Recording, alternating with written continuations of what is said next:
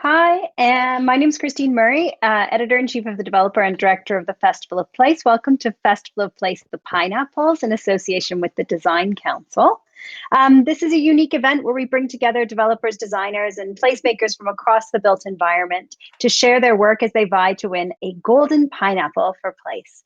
We want to celebrate the best in practice and shine a light on those delivering the changes that we would like to see. So today we're going to be hearing from the shortlist for the Pineapple for Public Space, which seeks to recognize completed landscape or public space projects, large and small, new or reimagined, that enhance the life of the wider place. So we have 6 projects, and each team will have just 10 minutes to present. Our judges will then have 10 minutes to ask questions, and to keep it fair, I'll be informing the teams if they go over time. So you'll be meeting the judges after our first presenter as they start taking questions, but I'm going to take a moment just to introduce them right now. They are Dan Anderson, co-founder and director of 4th Street, which advises clients like you and I, Delancey and the Crown Estate, on the delivery of unique and special places. Elizabeth Rapoport, head of strategy at Homes England, who is an urban planner, researcher, and strategist who leads on embedding government policy and market insight into agency-wide strategies to tackle housing challenges. And Kenan Ivers, director of LDA Design, who works on urban parks and public spaces and is the author of the book Staging Urban Landscapes on the activation and curation of public spaces. So it's time to hear from our very first project. So welcome, Jenny. We're going to hear about West Gorton Community Park, a new community park in Manchester, and the demonstrator project for Grow Green. So go ahead, you have the floor. Thank you very much. All right, I shall share my screen.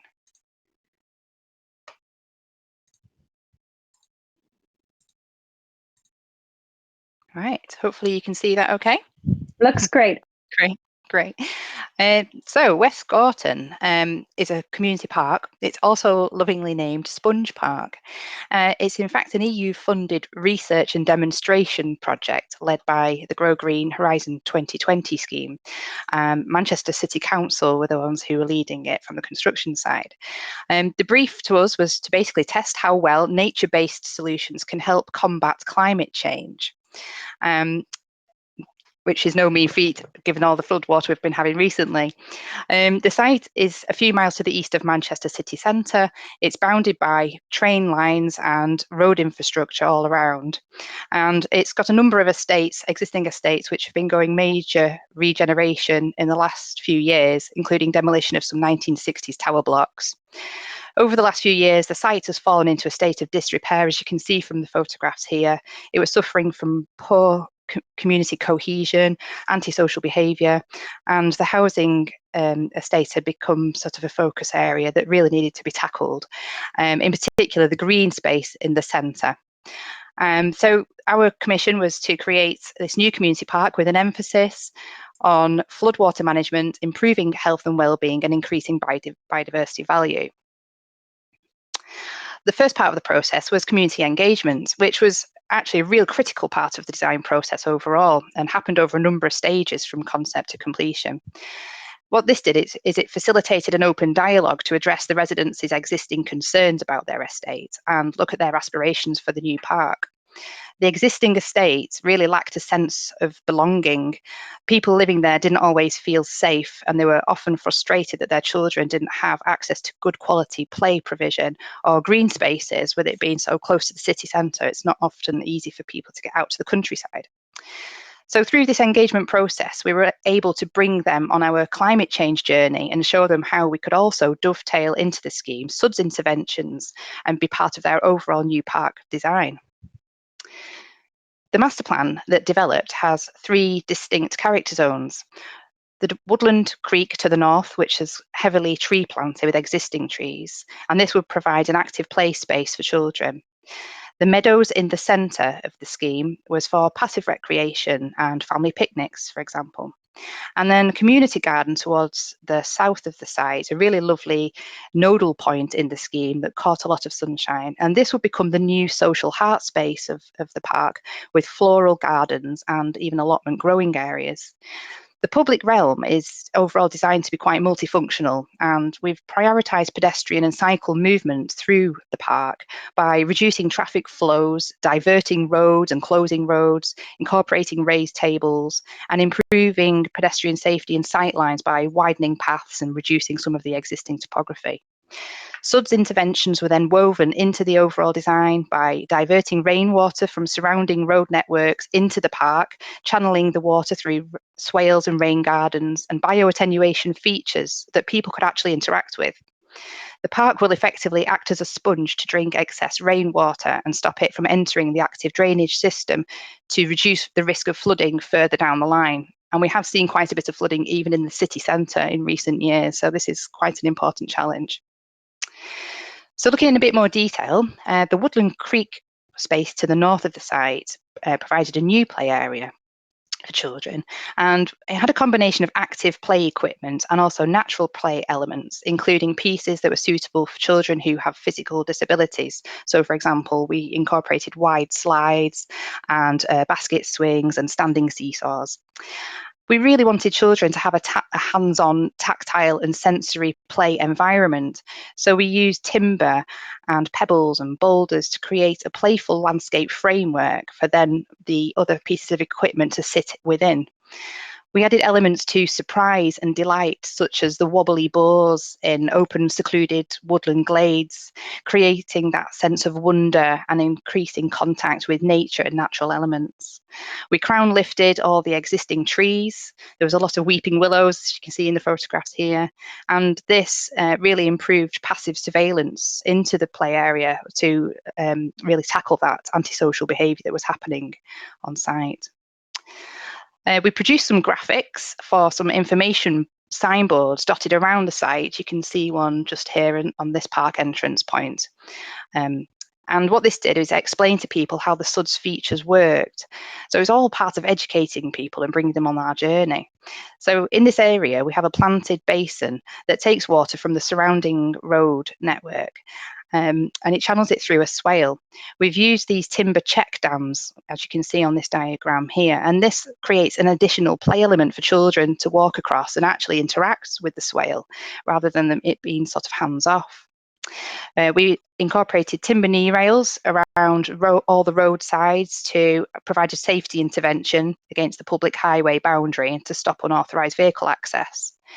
A basketball area that we designed into this area of the park is drained to a bioretention tree pit, which absorbs all the water runoff. And then a rocky pebble trail acts as a sort of another enticing sensory exploration for children.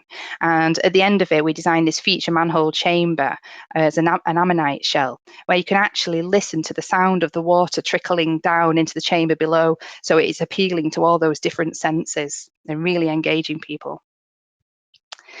Within the meadows area to the middle of the park, the play is designed to be exploratory, with alternative paths and fitness trails through colourful swathes of meadow planting.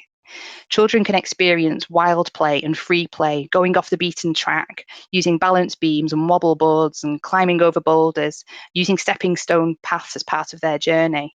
At the end destination is a storytelling space with a willow arch and log seating, and this will also be used by the local primary school for outdoor lessons, and this is something that came up as part of the engagement process. Picnic tables that are wheelchair and pram friendly are provided within a cherry orchard, and this creates inclusive social spaces so people can enjoy the outdoors and a social occasion with family and friends. We have incorporated quiet seating niches set into meadow mounds to create an immersive sensory experience where the plants and wildlife are actually at your eye level. And this, again, it's all going towards improving people's mental well-being and respite. The rain garden and deck structure creates a rich biodiverse feature. Planting has been selected to tolerate water fluctuations, from extremes of rainfall events to summer droughts and urban heat stress. The planting is a long flowering season with food and nectar sources intended to strengthen wildlife corridors across the city. The community garden to the south of the park includes a sunken formal garden with planting and seating. towards the back, you can see here, there's a large stone-filled gabion seat wall, and this acts as a giant insect hotel to overwinter beneficial insects, which will then go on to pollinate plants in spring and summer.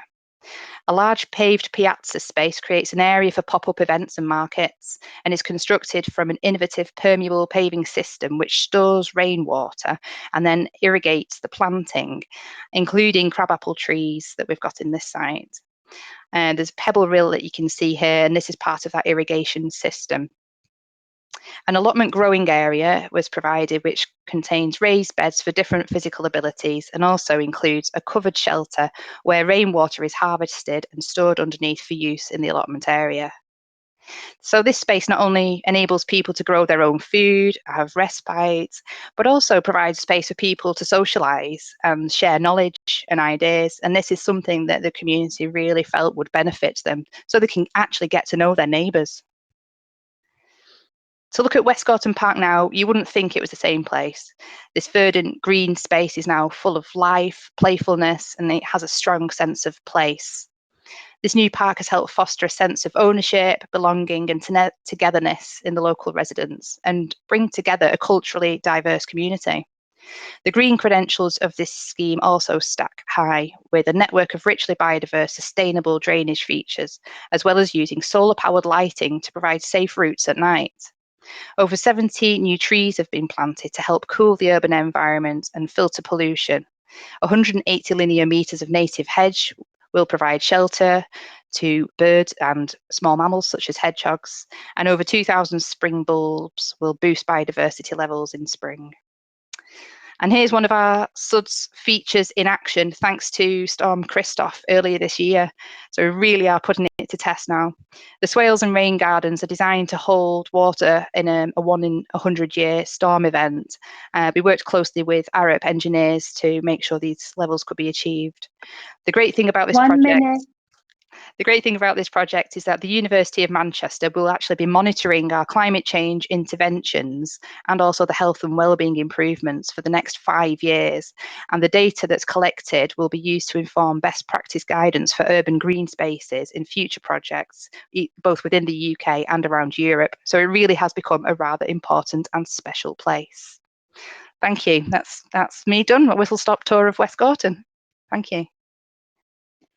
Thank you so much, Jenny. And I know your colleague Daryl has joined the stage. So Daryl, if you want to turn on your camera now, you can participate in the Q&A. Perfect. There we go. And I'm now, I'm first going to invite Elizabeth, because I know that you visited via video link. So would you like to unmute yourself and ask a question of the presenting team? Yes, happy to. Thank you, Jenny, for that presentation. It was really lovely to see. I had a very sort of 2020, 2021 experience of visiting, in that I have a colleague in Manchester who went there, and then we chatted via video call, and we did like a good sort of 10-minute walk around, which was obviously not nearly as good as being there, but in current circumstances was the best I could do. But it was really great to see your presentation. One of the things that really struck me, struck her, because she's a local to the area, in visiting the space was, she said, I used to live around here and I never came here. And she said, I just had no idea this was here. This is not a place I would have ever thought to come. One thing I'm wondering with this space is that public spaces can be good spaces for the local community, but they can also become destinations in their own right. And I wonder to what extent this space serves the local community. Obviously, you've explained that well. So has it become a destination for people, even just a little bit wider field that maybe previously wouldn't have visited that area? Yeah, I think in terms of the educational side of things, it definitely has. The aspiration from the City Council was that it would become a destination place, that it's trying to serve a wider community, not just the immediate community. Green spaces in the city centre are quite lacking, in terms of provision. So to have that wider catchment was quite important from the onset. Daryl, did you want to add any more?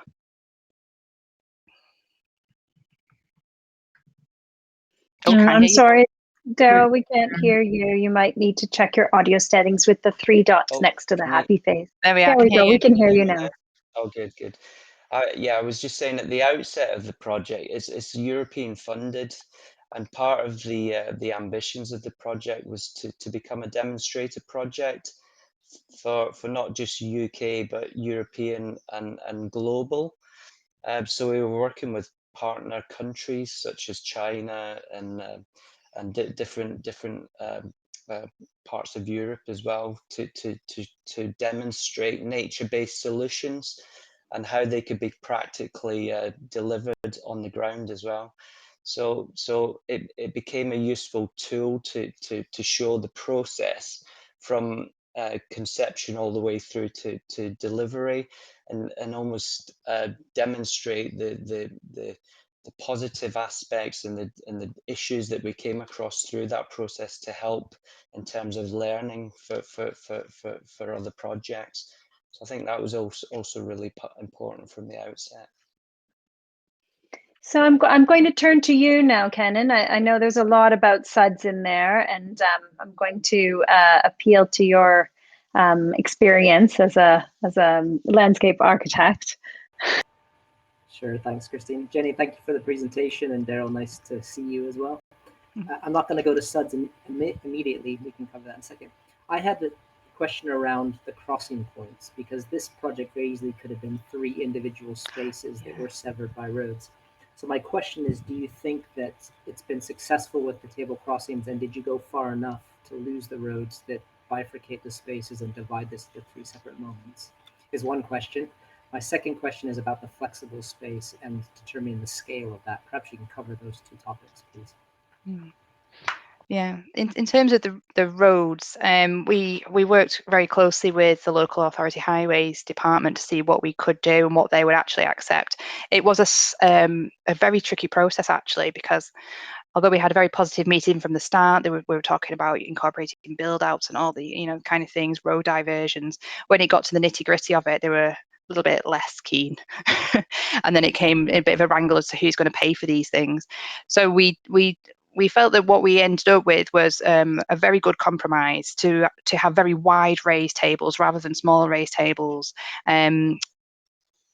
We also included some additional speed humps further back from the estate, from our park within the estate. So it became a much more sort of estate-wide strategy that the Highways Authority bought into to slow traffic all the way through.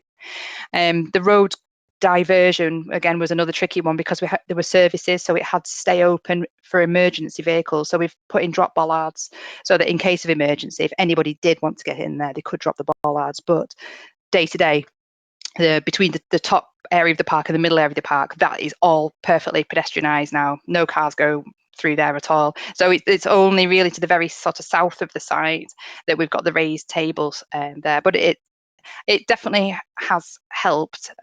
People were complaining that cars and motorbikes were going up there at great speed. So these interventions have been really, really good in making it more accessible for pedestrians. It's worth noting as well that the speed humps served a second purpose, which was to redirect the water from the highway into the park itself. So the big concept here was that the park would drink the water from the highways. So we worked carefully with the engineers, the highway engineers, to position the speed humps to actually catch the water and then redirect them into these drainage outlets that would then feed the park with the water. So the other question was in relation to multifunctional spaces. Yeah, so on your illustrative plan number 10, it shows this idea of a flexible space. It feels like it's the heart of that park in a way. And it was a question about, how did you determine, first off, where you put it, and then how large should it need to be in order to function? Again, this is something that came out of the community engagement process, and there was a big debate on what would go best where.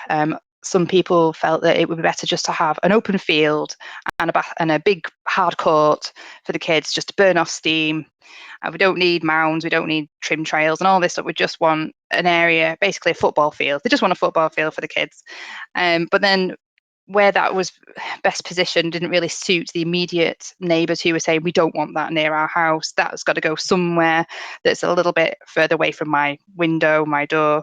So the the real sort of strong nodal point to the south was really the best place to have this sort of multifunctional area, because there were no houses immediately adjacent to that. It was bounded by roads and it had much better sort of visibility and access. So it was the fact that we could then use that for these pop-up events. The kids could have a hard piazza space if they wanted to kick a ball around. They've got the big open area of grass if they want to have, more sort of lively events. The noise isn't going to disturb the neighbours. But then we allowed in, again, using drop bollards, occasional vehicle access into there, ice cream vans or, pop-up markets, dog walking clubs, whatever that might be. It created a real social space. So it's, like I say, that's what's kind of making it multifunctional, really. It's not just a space for kids to burn off steam, but it's actually all about that community use, and everybody's using it for different things. It's about 700 square meters, just in terms of a scale and a size. But yeah, it ran with the initial concepts as well, in terms of creating an identity for each zone. And that particular identity for that zone was about community. So it's also where we've got the grow gardens, and it was all about really trying to create a community hub right at the centre of West Gorton. We've just got a couple of minutes left, so I'm going to let Dan come in quickly. Do you have any questions for our team? Well, I'm going to make it very simple, because I think you've partially just answered it in what you said there about the community space, which is just around, I think it's fantastic what you've done in terms of children's play, with the various different areas and character zones and the different types of children's play. But I always wonder, in spaces like this, where do the older kids and the teenagers, is it welcoming for them, and do they have spaces to use? I suspect it may be around what you've just described, but if you could just say a couple of words on that. I think actually some of the quieter spaces actually draw the teenagers, which was quite surprising. On my first visit, it was a lovely summer's evening, and there was families playing informal games of cricket on the paths and things like this. Oh, it was really lovely to see. And then I spotted the teenagers. They're in this little cozy seating niches in the meadow mounds. They're on their phones. They're chatting. Some of them are sitting perched on the timber walls. So there's lots of informal seating spaces that they use. They don't want to go sit on a park bench. They want to perch on things. They want to lean on things. And there's lots of these nice sort of integrated timber walls all around the scheme, and these little cozy niches. And that's where they are. And to be honest, that's where people are happiest for them to be. They're not causing trouble. They're not sort of congregating where the little kids are trying to play and have quiet playtime with the parents. They're kind of just finding their own spaces, and it's been quite interesting to see that. It was a little bit unexpected. It wasn't necessarily designed in for teenagers. We thought maybe they'd use the big climbing frame areas, but no, they just want to be tucked away and do their own thing with their phones. It's true. It's almost like the areas that you don't design for that become the best used spaces, because we did integrate a basketball area, climbing areas, but one of the key elements of the design was to bring in nature types of social space, which were incidental and not planned for, and they seem to be really well used. Super interesting. Well, I know the people at Make Space for Girls would be really interested in hearing about that, I'm sure, because they like to study where teenage girls and find themselves in public space and what public spaces we can make for them. So thank you both very much. I'm going to now invite our next presenter, who is going to talk to us about Ambrose Walk Community Garden in Tower Hamlets. And that's going to be presented by Tom Bradford and James Clark from Wilder Communities. And this is a community garden in East London, which was once a derelict mass of tarmac in the center of social housing, and now it's a green space for the community to come together. So welcome. Tom, come back.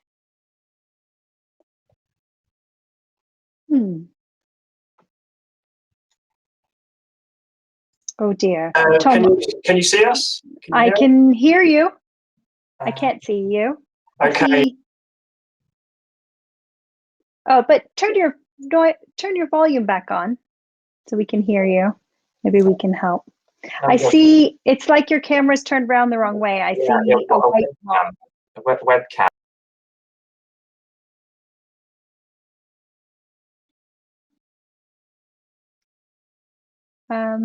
So Tom, you can just talk to us, but are you going to share your screen? Do you have a Slides and get them. coming? Great.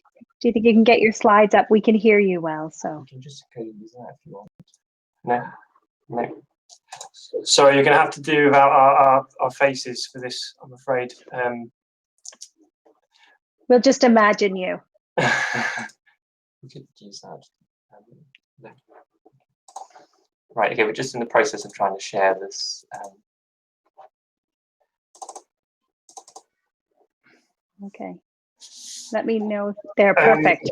Here we are. We see that very well. So if you're ready, over to you. Okay, well, hello, my name is James Clark, and the voice you just heard was Tom Bradford. And we are trustees of a small charity, Wilder Communities, which is focused on improving green spaces in the urban environment. First of all, we're very much delighted to be nominated for this award and to have seen the details of the other projects, which they all seem very much worthy of winning the award. So whatever happens, I think we're very pleased about reaching this position. We've been working on the Malmesbury estate in East London since 2019, and we have been an integral part of the Residents Association, part of forming it since that period. And we worked together with the Residents Association during 2019 to 2020 to create and execute the Ambrose Community Garden project. And we continue to work in the estate, improving green spaces for the benefit of the community and wildlife. This slide, you'll see outlined the extent of the estate. It has 900 homes, 3 schools, 1 Sikh temple, 1 Age UK centre, and a youth centre. You'll see the number on the map there, number 7 indicates the Olympic Park, and to the north of the estate lies Victoria Park, one of the major green spaces in East London. For those that watch EastEnders, you may be interested to know that Walford East Tube Station is actually meant to be the next station on the District Line after Bow Road. So we very much lie in the heart of the East End.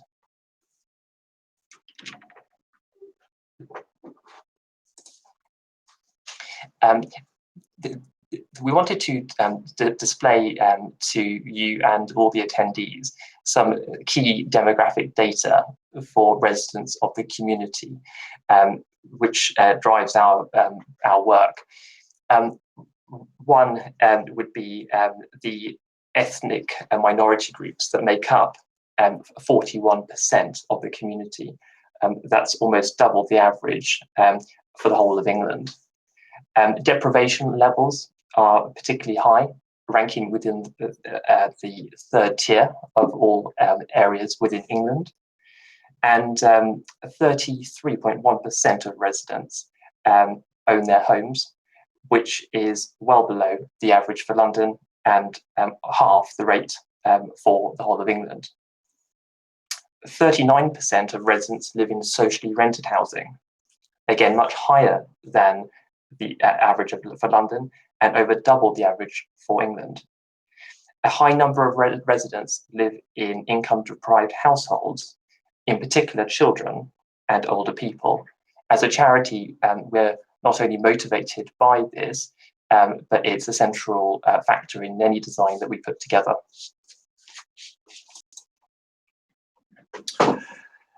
The site had a number of pre-existing qualities that would lend themselves to creating a valuable public space. The surrounding low-rise buildings enclose it to traffic, provides an element of shelter against the inclement weather, whilst allowing residents to overlook the space and observe people without them blending into over-proportioned buildings. Residents on 2 sides benefit from having their front door and gardens opening up immediately onto the space, thus creating active and enlivening frontages, whilst providing a vegetated backdrop of mature trees and shrubs. The large extent of tarmac which used to home a playground was largely still intact, but added little intrinsic value to the space other than as a hard surface. The railings, which had been well maintained over the years, no longer provided any purpose and restricted free movement. Nighttime light levels were very poor, and the 2 existing light columns needed upgrading and adding to. Immediately outside of the space is the main pedestrian thoroughfare connecting Bow Road Station to Roman Road Market and retail area. It also has Caxton Hall, which is home to the local youth centre and Age UK hub.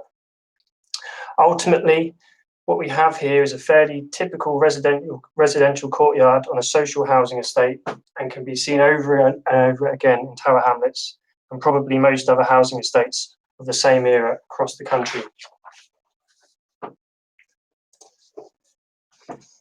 To set out our vision and motivation for the project, we have spent the last few years meeting as many of the community as possible to understand how they feel about the estate.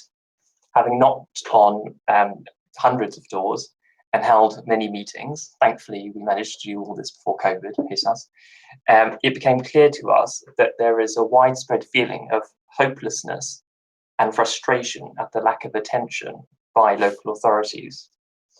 Owing to the nature of the estate, many residents do not have private outdoor space and rely on local open spaces owned and managed by the local authority for enjoyment. Seeing many of the open spaces in the estate unappealing, mostly patches of grass and tarmac, we sought to channel local energy into improving these spaces without waiting for local authorities. So we planted the seed and the community embraced the project, taking ownership from the start and leading throughout. The Malmesbury Residents Association, who are the primary client, was formed in 2018, and through their assessment of the estate maintenance, Ambrose Walk was highlighted early on as one of the few areas of the estate which hadn't seen any improvement work since the development was built back in the 1970s and 80s. Discussions began with Tower Hamlets Homes regarding the potential improvements. Consultations with the residents began with a door knock, with a set of questions. This usually provoked further discussion.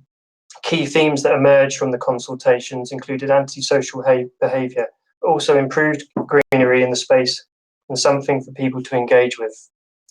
Following the initial consultation, Cryer Landscape Architects were appointed to help draw up concept design proposals with a small project budget of $35,000 for the entire build.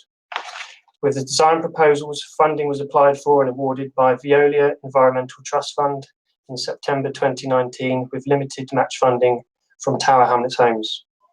With a limited budget, we went the route of small interventions with a big impact. The tarmac was unplugged to let nature show its muscles. The nature which bears fruit, not just edible fruit, but also social fruit, which attracts locals to pour in and enjoy the company of green tissue. The obstacles were removed to allow for better access, direct routes and free movement. Existing elements have been recycled, so the blue railings have become trellis, which local community uses for crops, and the paving was conveniently relayed. Simple timber beams have been installed to make a playful route for local children, taking them on a journey, bridging the lush vegetation. Forgotten lawn strips along footpaths have been planted with herbs, fruit and perennials to accompany the residents on their way home or to work. Following on from consultation, it registered early on that there's a high demand for edible plants and trees, and Crayer's detailed planting design reflected this. 56 various species and their cultivars rediscover the diversity of edibles and culinary plants. Some species are well known, some more obscure, some disappeared from shop shelves, some have never been there. Every single plant was put in by a volunteer during 2 community planting days, which included the residents, but also involved sessions with Age UK, Tower Hamlets Homes office staff and local apprentices. Many more plants have since been planted, including the Bangladeshi residents planting staple crops such as pumpkins, tomatoes, chilies and greens. Other plants have since self-seeded from resident gardens and have gone on to strengthen the identity of the square and concept of spontaneous growth and allowing nature to flex its muscles. The constraining fence and other obstacles are removed to allow for the essential free movement. Only the timber bridges and discrete dots lure the children to cross and discover the moments of plants' volume. The garden is now a safe haven for children. It inspires their curiosity and allows them to really get up close to the microenvironment of insects, flowers and fruit, and the symbiosis or never-ending battles they have between each other? As you can see from the photographs that we've displayed, the area has been transformed from a place hardly ever used to an attractive space which can be used by everyone. In designing the square, we ensured that we designed in features that appealed to every group, and accessibility was key. So we removed obstacles that otherwise prevented the space from being used by people that had disabilities. We have observed the community rediscovering a previously abandoned place, meandering through the flower beds, looking up at trees, and making use of new seating. We have also seen kids use the play features installed and coming up with many other creative ways to use the space. We have held community meetups at the space and established a community group specifically for the square, with the aim of both informing the community of planting and the potential uses of the edible plants, while maintaining community interest in the space, which is vital to its long-term success. The local university, Queen Mary, helped on the project and have since run a module on soil testing, specifically fruit trees and contamination in the urban environment. This data could be essential for other similar projects going forward. Owing to press coverage and a high level of achievement at Ambrose Walk, the project has led to us raising further funding for our next project on the estate, which you can see outlined on the screen now. It has also helped us build new partnerships. We are pleased that Trees for Cities have recently confirmed partnership with us as a central partner on this project, which we hope to execute in the first quarter of next year. Thank you very much for your time, and we look forward to your questions. Thank you so much, Tom. It's really inspiring to hear about your project and to really see the community at the heart of this. I'm going to ask Dan Anderson to come in first. Dan, do you have any questions for Wilder communities about this project?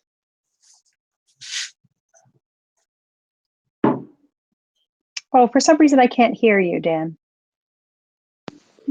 Sorry, I've got two mute buttons, it appears. Thanks very much for that. That was a terrific presentation and a fascinating project in my backyard, actually. So I'm really grateful for it. But I was struck by something that you said in terms of the background and the context to it, which was that sense of hopelessness and that feeling that the spaces were getting a lack of attention and that dissatisfaction among local residents about their local spaces. And I'm just wondering, now that they've seen this, we've all heard the broken window phenomenon, that one broken window spawns a second one and a third one, and a lack of attention to the neighborhood. Now that you've done this or deliver this fantastic project, are you seeing that there's any effect on the local neighborhood? Are people feeling a little bit better about the place and inspired to do something a little more? Well, thank you, Dan, for that question. This is an area that, as I mentioned during the presentation, has driven us right from the beginning. This is a large estate, one of the largest in this part of London, and making change is challenging. We're looking at the broken window theory, but nevertheless, we have seen clear consequences to the wider area that we feel can be associated to Ambrose Walk Community Garden and other projects that we've executed in the last couple of years.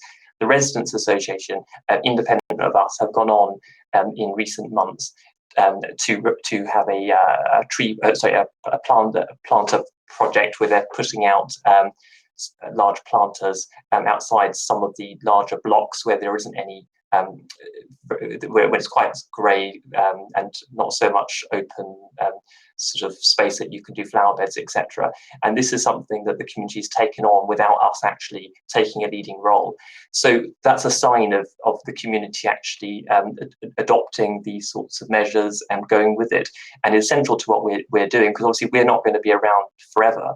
So it's all about instilling within the community the interest, the passion, but probably most importantly, the sense of capability that they, within the community, if they look within themselves, they have the skills and the interest, more so than actually the local authorities. Perhaps, we have through the engagement we've done, we've found people that have great skills living here, and of course the passion can't be beaten. No one's more interested in looking after this estate than the people that are here.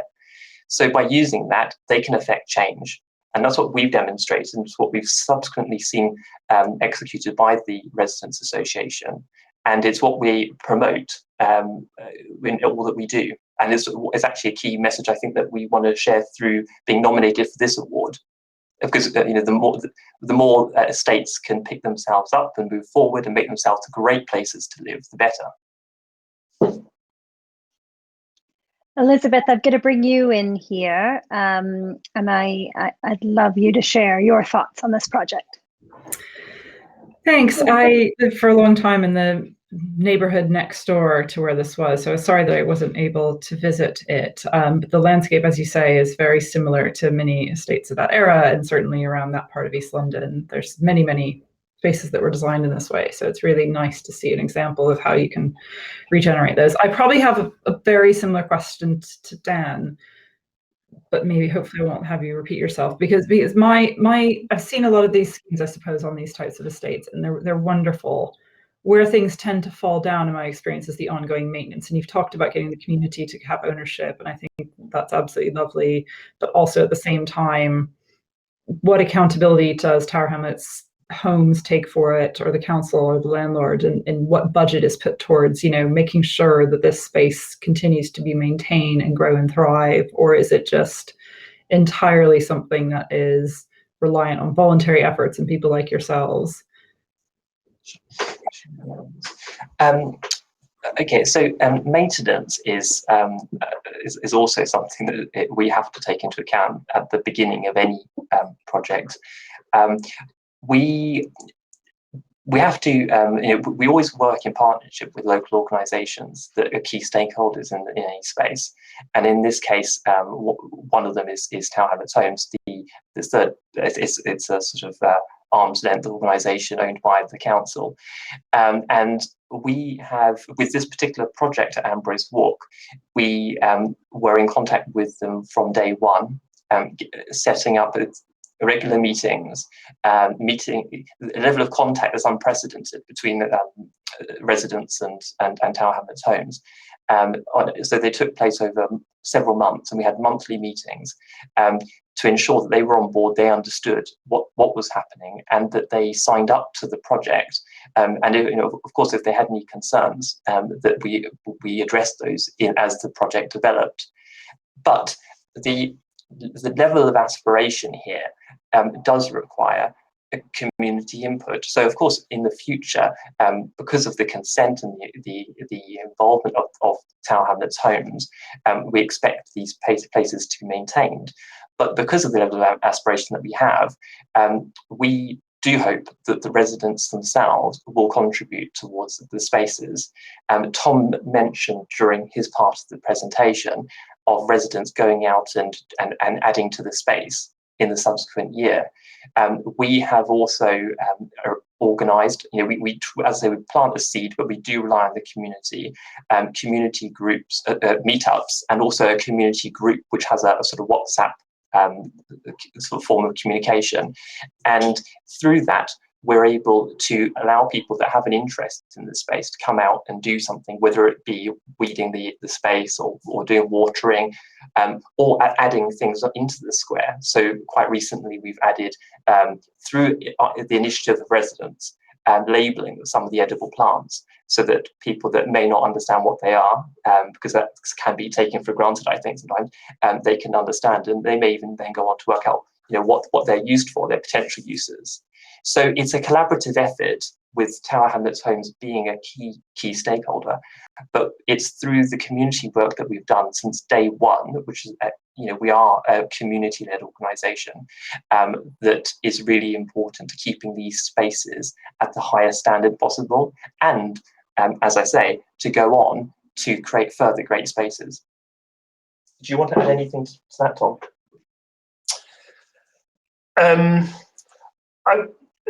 Not really. I think you summed it up. I'm going to bring in Kenan then, because we have limited time for your questions. So I want to ensure he gets a chance to quiz you. So, right. Thank you, Christine. I was really encouraged to see what you can do with a very modest budget to actually make meaningful change, and like you say, allow nature to flex. I think it's a really important way of approaching public space or semi-private space, as it were in this example. I think a lot of the conversation is revolved around maintenance and ongoing management of it. My question, I suppose, to you is how successful do you think you've been in passing on that empowerment to make sure that there's key individuals that will see this through, not just for the next year, the next 2 years, but for much longer, as these trees become bigger and they need more water and the plants start to actually take over and you have more weeds that are taking over some of your edibles. Are there a couple of figures that have emerged as key proponents of looking after the space in the long term? I think so. I mean, I've been observing the goings on very closely, and it's been evident, particularly this year. So it was only sort of planted and installed March last year. So the first year was, it took a while to develop, but from early on this year, as the planting really filled out and the volume and there was a lot more flowers and then fruit, people have started to realize actually that there is a lot going on here and there is a lot for them. And there's, there absolutely some key figures, and these are generally from the Bangladeshi residents who have taken a lot of effort to growing crops in any available gaps within the existing planting. So, they take a lot of care, and it's also evident that the caretakers there have, their staff from there, and they now come out into the space, and you can see actually that they're driven to make extra efforts to make sure the paths are clear. They weed the paths. They use the seating out there. So it's not just the residents, it's Tower Hamlets Home staff as well.